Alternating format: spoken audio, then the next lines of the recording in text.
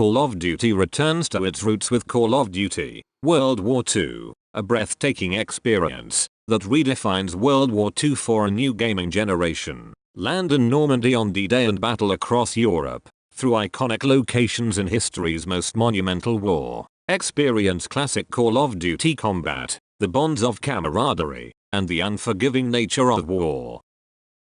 More like experience the classic Call of Duty bullshit, poorly designed maps and spawn locations, and the servers that don't seem to want to function properly, ever. Without further ado, welcome to UAYT's guide on how to get good at Call of Duty World War II.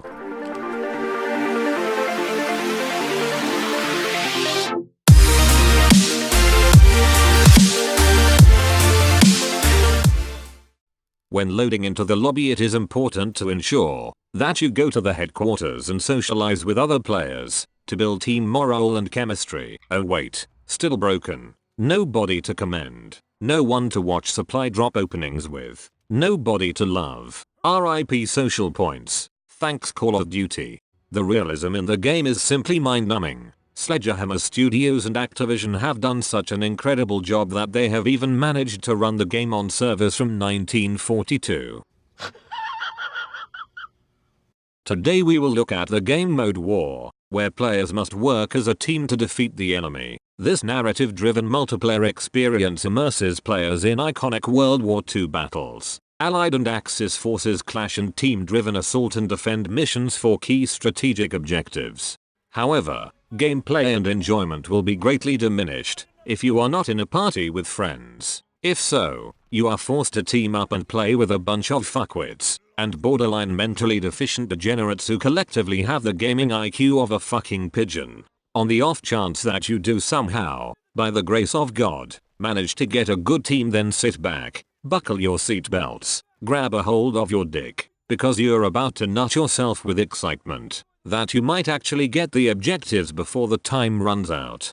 When playing this game, you will encounter a wide variety of people from all across the globe. They will come in all shapes and sizes and have a varying degree of ability in game. You may encounter the sniper. This fucking legend amongst men cares not for the team. His sole focus is standing at the back of the map, contributing nothing to team performance and generally being a bit of a cunt. If you see one of these wild and obnoxious snipers, kindly remind them that their parents don't love them and they are adopted, then move on. You will likely also encounter the party DJ, a prepubescent teen with a 10-pound Argos mic who thinks he's Calvin Harris, playing his shit trance and house music down the mic. You will be able to identify this type of player, as they will have lots of X's in their name, or lots of numbers. Approach with caution though, as when cornered he will retaliate with such insults as, "You're gay," and "Your mum's a fag." Immediately mute and carry on with your game. When spawning in, ensure to select a class that suits your playstyle, or just choose the most overpowered gun in the game that even a duck could use to get 10 kills.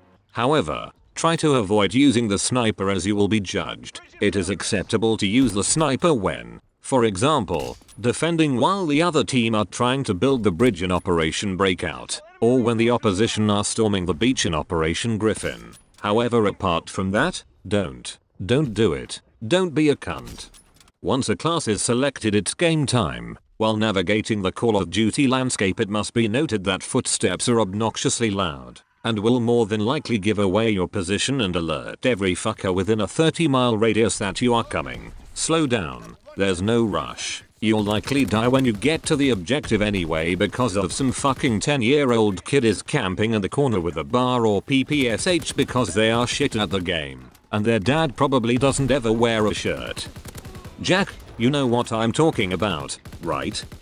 It's at this point that your teammates will start behaving like fucking idiots, and will charge and toss grenades into the objective area, creating a mosh pit of disappointment, rage and death. A top UAYT tip for war and playing the objective, to avoid such a situation, is smoke. Yes, that's right. Smoke, not vape smoke though. Don't be a fag. Real man smoke. The type of smoke that can cover the objective and allow you to sneak in, stab a bitch, plant the objective or defuse the objective, and get out of there before the other team even knew what hit them. If you want to utilize the smoke, ensure to use the bang basic training. Oh, fuck as this allows you to take an MK2 fragmentation as a lethal and an extra piece of tactical equipment. That is a smoke. Nothing quite says fuck you like throwing a grenade onto the objective you've just made a play on, as you retreat into the sunset with your extra points. You are now good at games.